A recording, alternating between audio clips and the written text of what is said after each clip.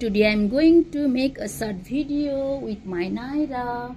Please support to us and don't forget like, comment. Let's start. I love you.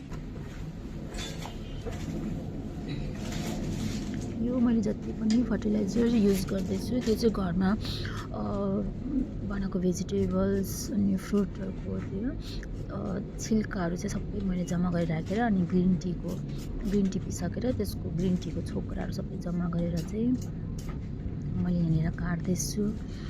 पहिला पनि मैले प्राय नै जब म नयाँ प्लान्ट ल्याउँछु अनि यसै गर्ने गर्छु।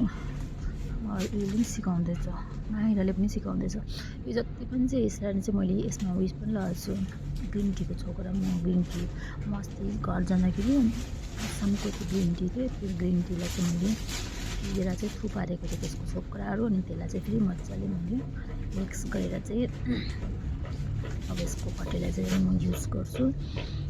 अनि यो हुन्छ नि फर्सीको उयोहरू पनि त्यो जति पनि छिल्का दाना जति पनि मैले रोपेको छु फुल फ्लावरहरू पनि सबै यो फर्टिलाइजर यही हो, बाहिरको यो पनि चाहिने बाहिरबाट ल्याएको छ।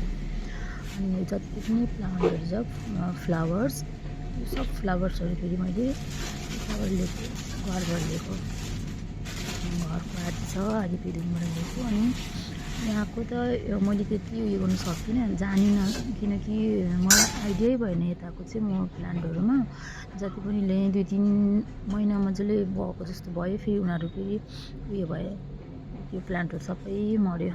अनि यसलाई चाहिँ फेरि मैले सबैलाई नै लगाउँदैछु। मैले आशा गर्छु योपालि चाहिँ राम्रो हुन्छ भनेर। तर मैले जति पनि घरबाट लिएकोहरू चाहिँ प्रायः नै मैले मेरो चाहिँ अब राम्रै भएको छ अब भनौँ न होइन।